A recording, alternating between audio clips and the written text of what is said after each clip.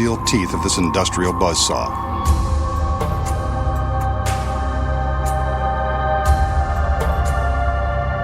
As he is soon to find out, the saw blade is real and the teeth are incredibly sharp. Ouch. That's going to leave a mark. The magician sets the blade in motion and commands it to rise to the top of the tower.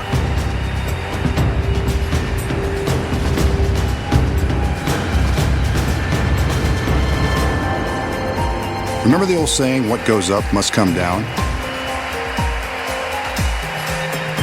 So for safety's sake, the blade stops before the girls walk underneath.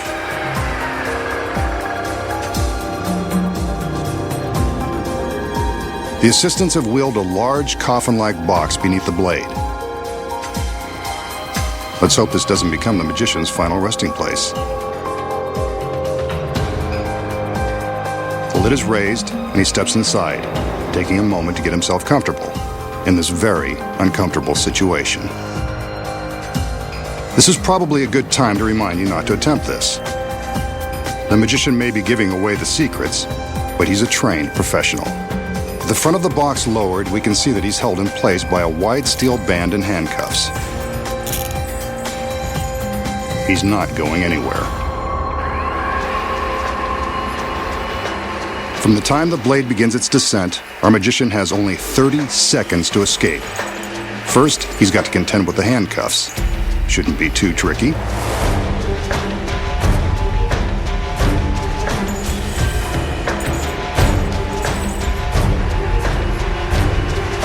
Only 20 seconds left.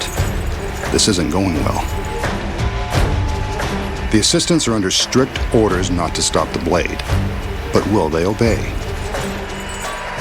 The blade is now just inches away. Will he escape in time?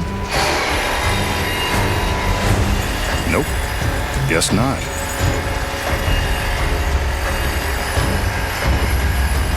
Well, this is a first, and we've still got an hour's worth of tricks to expose. Too bad he didn't save this trick for his big finish. Could have killed two birds with one stone, or one giant blade. Looks like the masked man has finally met his end. But I think we should see some proof that he's really cut in half. On cue, the girls separate the box. So long, magician. It was nice knowing you. The danger in this illusion is about as authentic as it gets, complete with a very real, very sharp industrial saw. And the handcuffs? Well, they're real too. You can see that there is no way to escape this death trap, not within 30 seconds. And that's really the magician strapped to the table. So is the magician really being sliced in half by the razor-sharp teeth of the giant saw? No. He still has more secrets to expose. Starting with this one.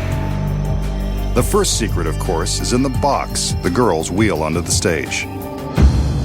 When we see him get into the box and supposedly lie down, he's actually slipping his legs down into a secret compartment. The table legs are hollow and large enough to fit a person, or half of one. As you can see from the back, there is plenty of room to slide his legs inside the compartment with the help of some handy steps, like the rungs of a ladder. His upper body remains visible on the table. So what about the other side?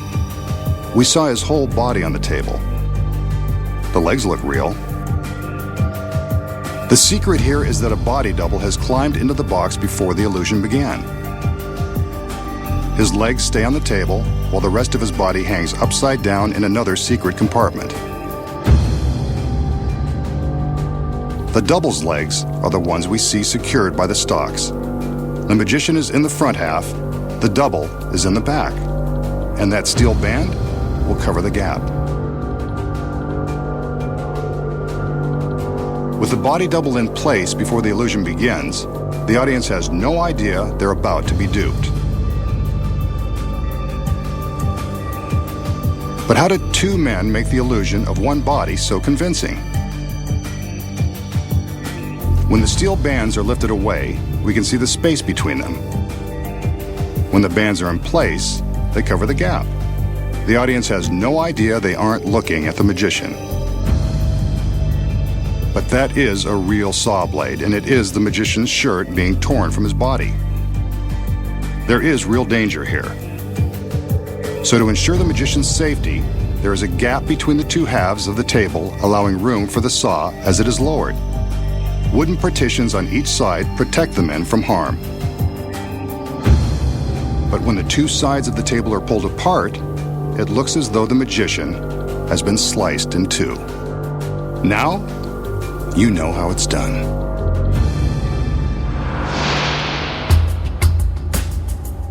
Here's a simple trick with an ordinary wooden toothpick that will make you the life of the party.